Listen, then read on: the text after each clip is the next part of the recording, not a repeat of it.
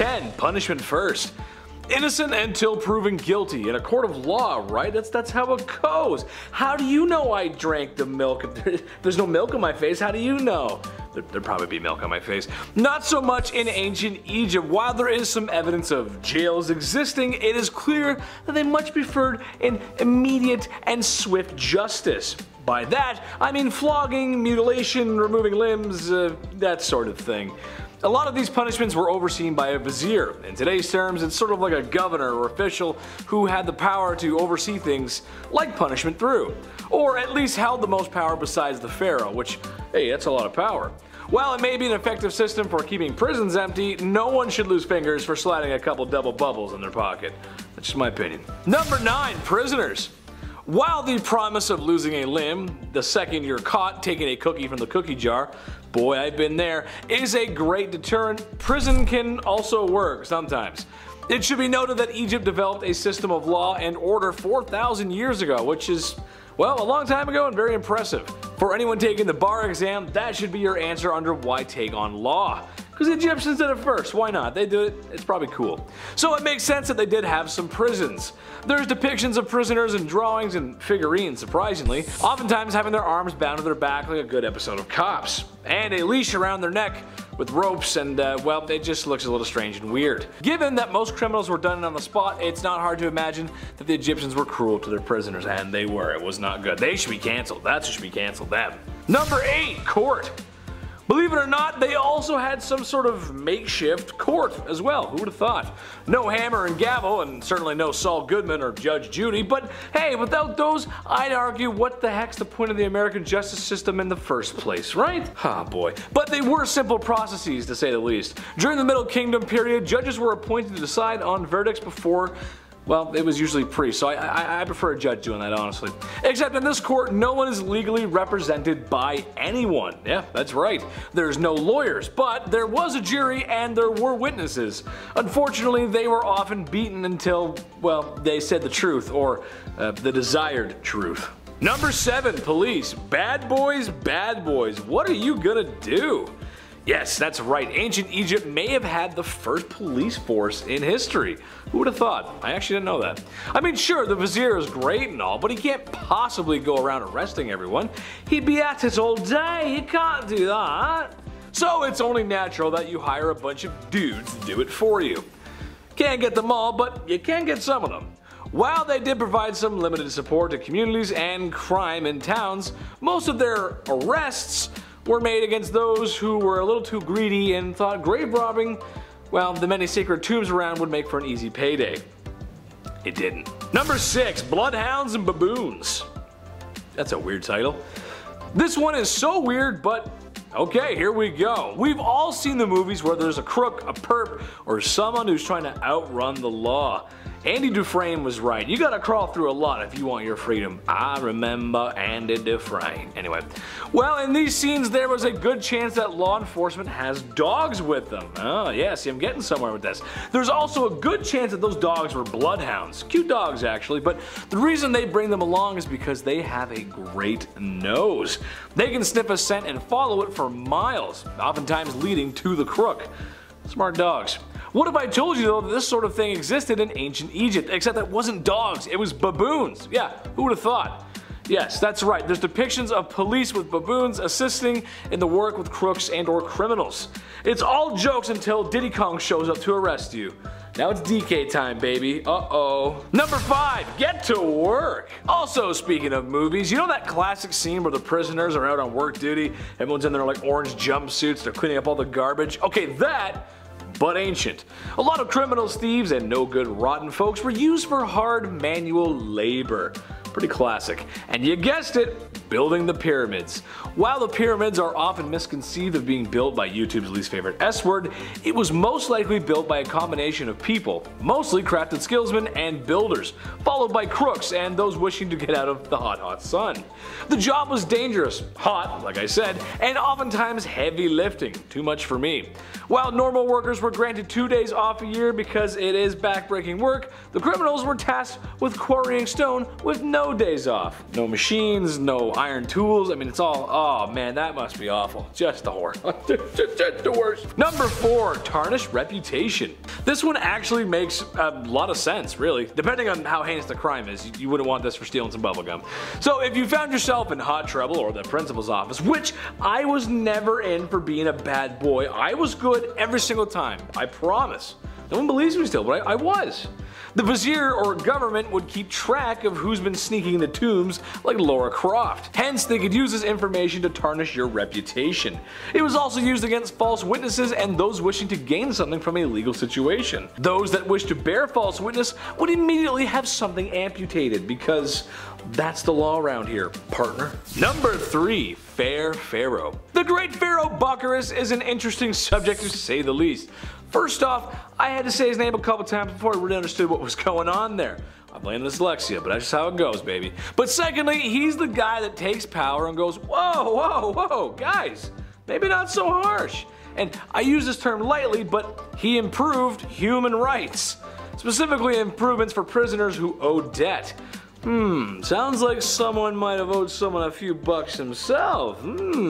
Interestingly enough, his laws were influenced by Greek laws, who then influenced more Greek laws, who those Greek laws influenced Roman laws, who then influenced our modern law. There's a big chain of events there. Trust me, it all matches up. Number 2, your nose knows. Knows to stay out of trouble. I saved this one for the bottom of the list because, well, it's just so awful and weird.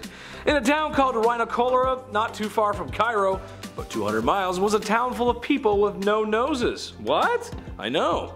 This wasn't a Red Skull Comic-Con convention, but a penal colony of sorts, maybe the first. These people were or had been accused of thievery, and for this they had their noses removed to show anyone who visited what kind of people they really were.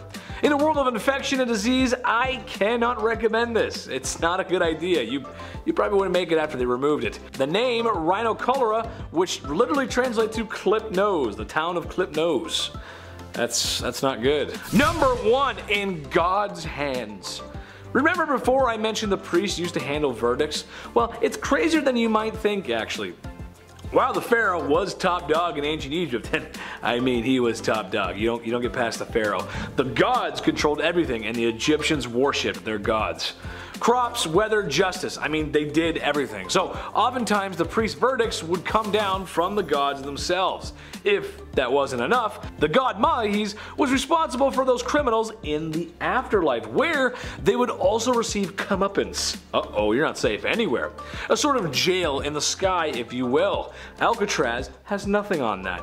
You're bad here, you're bad in the sky, you're bad everywhere, bad in the afterlife. So that's why, folks, you behave yourselves. Keep your nose, behave yourself. Number 10, grave robbing. Probably the most infamous crime of the time, and today, really. The ancient Egyptians were many things, and that included vain.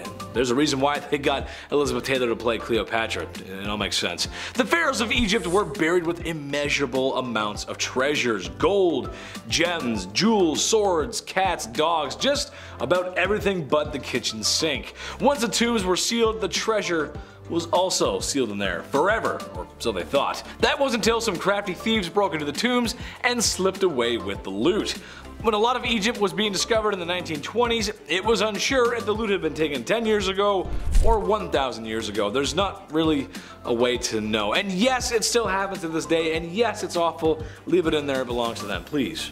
No more, no looting, don't go looting, please. Number 9, bribery. Given that Egypt was one of the greatest civilizations the ancient world ever saw, it makes sense that they had it all. Currency, law, order. However, sometimes these things just don't mix. Ever seen Better Call Saul? Yeah, exactly. They had a good system for the time and it was fairly concrete. However, like concrete over time, there's little tiny cracks that form, aka bribery. Oftentimes when facing serious charges against the pharaoh, there was an option to opt out of your sentence. Just open your wallet and dish out some cash. This has worked in ancient Egypt, medieval Europe, 1920s America, and today. Say what you will, but the almighty dollar does have buying power. Number 8. Unaliving. If women of the evening partake in the world's oldest profession every night, then unaliving is the second thing we ever did. It's not really a profession, but we've been doing it for a long time. It's pretty sad, but it's true. Sure, it's always been frowned upon, but today we have a lot of rules, laws, and regulations regarding said rules, laws, and regulations about unaliving. It's bad, don't do it. It was unfortunately more common than we think back in the day, especially amongst royals in ancient Egypt frothing at the mouth for the throne. But this is something that could have happened to anyone. Plus, in a time before CSI and guys throwing off their glasses to make very obvious low-hanging fruit jokes, well, if you didn't see the crime, then you probably wouldn't catch the crook, so people kinda just got away with it sometimes. Not all the time, but sometimes. Number 7. Assassination. Related to my last point, nothing is true, everything is permitted. The creed of the Assassins, and one of my favorite video game franchises, at least up until they did Pirates. After that, it was all kind of downhill after that. Well, despite the inaccuracies of the Assassin's Creed series has, like falling from great heights into bales of hay, the first known assassins just may have started in Rome and Egypt. More likely Egypt than spread to Rome, actually. Like a Sith, a lot of these early assassinations were for revenge, personal ambition, power lust, especially in the pursuit of success. Some were even part of larger plans. It's one thing to be violent, sure, but to organize the destruction of a dynasty through the means of your knife, well, it's amazing what a couple inches of steel can accomplish. Who goes there? Someone's knocking on the door? We're good. Okay, anyway, sorry. Number 6. Treason. Law and order in Egypt were associated with something called Mahat. I believe that's how you say it, which refers to truth and justice within society. Like I said before, great idea, great start, but more often than not, the ancient Egyptians had to fight off a lot of treason and corruption. More than they like to admit it. Like when King Ramses III chose the heir to his throne, and well, it wasn't who his wife had picked out, so there was going to be problems. There was a lot of wives, sons, and breeding. There's confusing lines. So, in order to get what she wanted, she was going to stab him in the back. Literally. Well, her plot was unfoiled and her and all the conspirators were immediately unalived as punishment. There wasn't even a burial service as they were all thrown in the river afterwards. No amount of money or bribery could save them there. Number 5. Thigh or leg. Ever sit down at the holiday dinner table and your uncle's cutting the turkey and says, "Are you a thigh man or are you a leg man?" Except he says the same thing every Christmas and you can't wait for him to say it because that means you're another second closer to not being there. Anxiety's a heck of a thing, man. I don't have anxiety that bad, I'm just trying to relate to some of the people out there. I feel like I've been there with you, I don't know. Well, this was no Christmas and this certainly was no turkey, but people we're talking about here. Yeah, we're talking about people. When someone was found to have done a serious enough crime, but not serious enough to be unalived, the authorities met in the middle by taking a leg. Oh god, that's awful. Now some of you might be thinking, well, I guess it's not that bad, you lose a leg and you move on, but imagine being held down and someone hacking your leg off with a bronze tool because steel doesn't exist yet. Oh, awful, awful, no good, no painkillers. Number 4, homework. Homework, homework, homework, homework, homework. Love it or hate it. Well, I actually hate it, and so did most of my friends. Some say it's needed in a modern world to teach efficiently, some argue it doesn't do anything at all. I did my homework 90% of the time, believe it or not, and I know some of you are going to comment and say, "Oh, Chetty, no you didn't." I did, I really did. But when I didn't, I would usually come in and charm my way out of it. "Hi, Miss Middleton, you look great today, you're the best." It worked most of the time, what can I say? Usually on the female teachers, it didn't work on the male teachers though. But the worst that would have happened is that I would lose a % off my grade here or there, but I just make it up back on the test, no problem. Well, scribes in ancient Egypt weren't so lucky.